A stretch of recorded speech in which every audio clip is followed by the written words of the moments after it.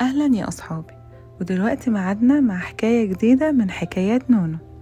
حكاية النهاردة عن 3 أمارات، فرح وحور وحبيبة. 3 بنات اخوات، أكتر حاجة بيحبوها اللعب، بس صوتهم عالي ودايما قاعدين في الكركب. من أول ما يصحوا من النوم بتبدأ الحفلة، يجروا ويزعقوا ويتخانقوا على الألعاب، الهدوم مرمية، اللعب في كل حتة، وكل واحدة عايزة تتكلم أعلى من التانية.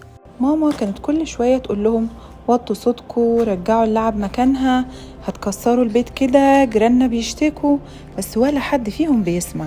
وكل يوم على كده. في يوم من الأيام البنات قلبوا البيت كله، عملوا خيمة من ملايات السرير، قعدوا يجروا حواليها ويضحكوا بصوت عالي، وقعوا كوبايات وخبطوا في الترابيزة، ومحدش حاسس بحاجة خالص غير ماما. ماما دخلت الصالون، بصت حواليها، ما قالتش ولا كلمة، دخلت أوضتها وقفلت الباب. فرح وحور وحبيبة كانوا فاكرينها زعلة عادية وماما هترجع تكلمنا تاني، بس ماما ما ندهتش ولا زعقت ولا جهزت العشاء ولا ندت عليهم ولا كلمتهم. الدنيا سكتت خالص، وسكوت ماما كان أغرب. بالليل بابا دخل قعد معاهم وقال لهم بهدوء: انتوا عارفين البيت ده بتاع مين؟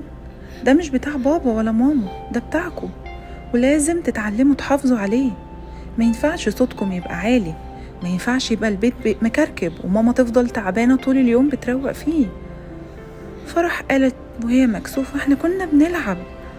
بابا قال لها: اللعب حلو، بس لو من غير دوشة وتكسير، ماما محتاجة ترتاح مش تعيش في سيرك. فرح وحور وحبيبة قعدوا فكروا في كلام بابا وحسوا انهم غلطانين.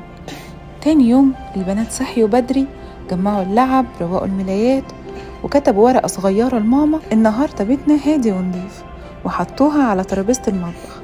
ماما شافت الورقة وابتسمت من غير كلام، والأول مرة البيت كان ساكت وهادي ومريح. عاوزة أقول لكم حاجة يا أصحابي، اللعب والضحك حلوين، بس مش لازم البيت يبقى دوشة طول الوقت. ساعات اللي حوالينا بيحتاجوا شوية هدوء، وساعات البيت نفسه بيحب يرتاح.